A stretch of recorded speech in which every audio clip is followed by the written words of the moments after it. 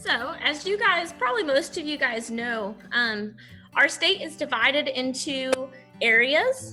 And so, basically, that's how we conduct our shows at a local level and district level to decide who then moves to state and then moves to regionals. And then, so it all starts at the area shows, which we have Area North, which is kind of old Area A and old Area B, which combined 2 years ago. We have Area East, Area West, Area South. And then all those will go to compete at the state show and qualify for the state show. So as you can see on the map, that is how the areas are divided. Some area entry requirements. You can only show in your home area. So for example, I'm from Alachua County, and so I can't go and show down in South Florida at another area show.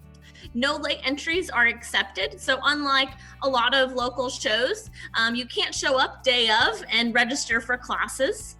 You can only register for 5 classes as well. So some different things as compared to other horse shows.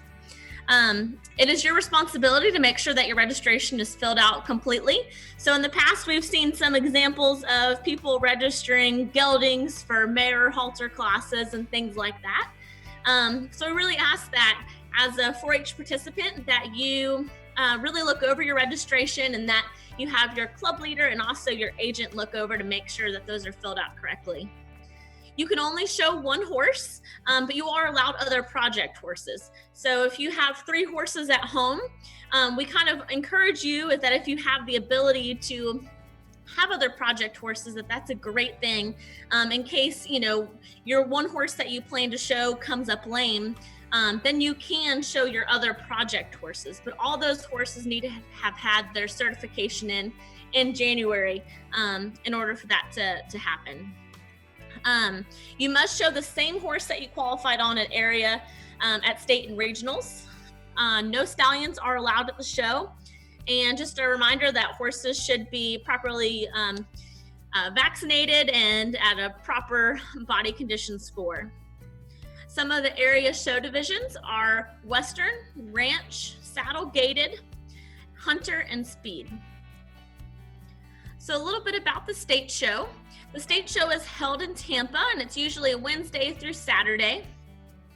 It's a really awesome event where you kind of see people from all around the state. And I know if any youth here have gone to area, it's a huge accomplishment and you really beam with pride whenever you qualify for it because you really are kind of the top in your area in order to be able to go to state. So it's really a huge honor. And a lot of fun things happen during the week besides your classes.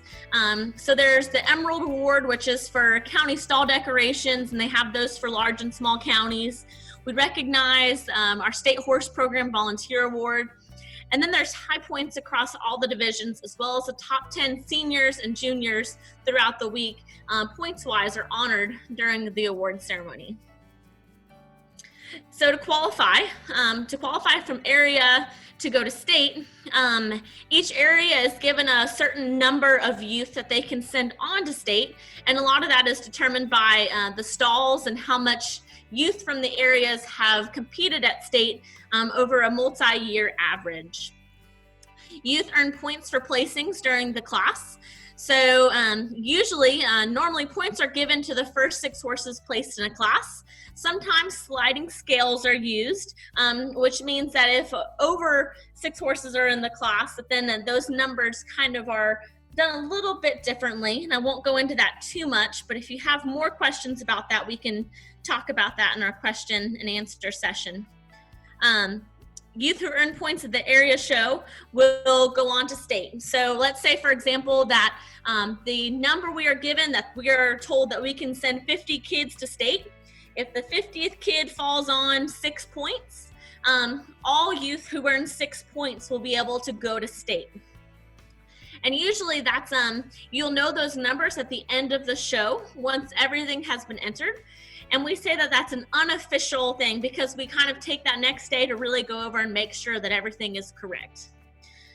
For regionals, the top 70 highest scoring seniors and intermediates who competed as seniors at state will be allowed to go to regionals or are eligible to compete at regionals.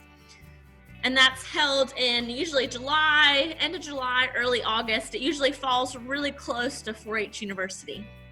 A few things to keep in mind, and how 4-H horse shows are different from other horse shows, is that always to make sure to check your bit. Sometimes 4-H rules are different from other associations, and so make sure you look through our rule book, not just for all the other rules, but also for make sure that you are using the correct bit.